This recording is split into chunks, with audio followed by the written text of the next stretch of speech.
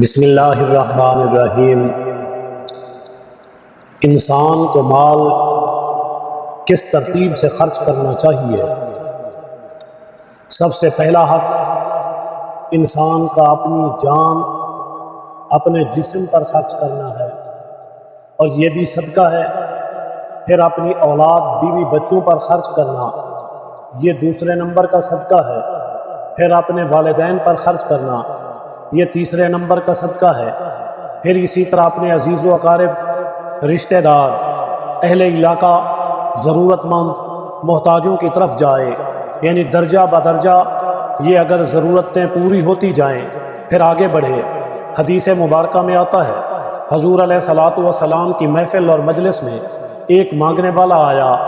آپ علیہ الصلوۃ والسلام نے اپنے ساتھیوں کی توجہ اس کی طرف کی کہ آپ ان کی مالی امداد کریں۔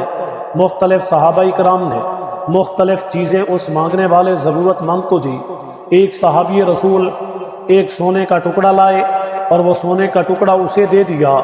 جب وہ سونے کا ٹکڑا ان کے پاس پڑا ہوا تھا، مال اور بھی تھا، ابھی یہ مجلس برقرار تھی، ایک اور ضرورت مند آیا اور اسے یہ علم نہیں تھا کہ اسی مجلس میں پہلے ایک ضرورت مند کے لیے کچھ مانگا گیا، اس کی بات کی گئی، تو اس نے بھی آ کر یہی بات کی کہ یا رسول اللہ، میں مانگنے والا نہیں ہوں پر میری مجبوری ہے، میں ضرورت مند ہوں، میری مدد کی جائے۔ تو اس مانگنے والے نے وہ سونے کا ٹکڑا اٹھایا اور اس دوسرے ضرورت مند کو دے دیا۔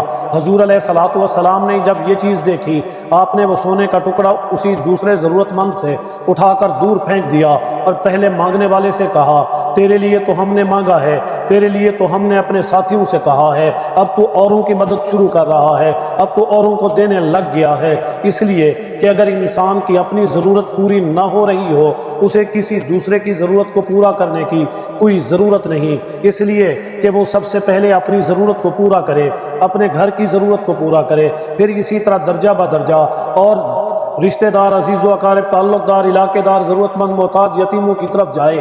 یہ نہ ہو کہ خود تو مانگتا پھرے، یہ نہ ہو کہ خود تو ہاتھ پھیلائے، یہ نہ ہو کہ ان کی اولاد تو مانگتی پھرے، یہ نہ ہو کہ ان کے گھر والے تو دوسروں کے سامنے ہاتھ پھیلائیں اور محتاج بنے ہوئے ہوں اور یہ سخی بن کر بانٹتا پھرے۔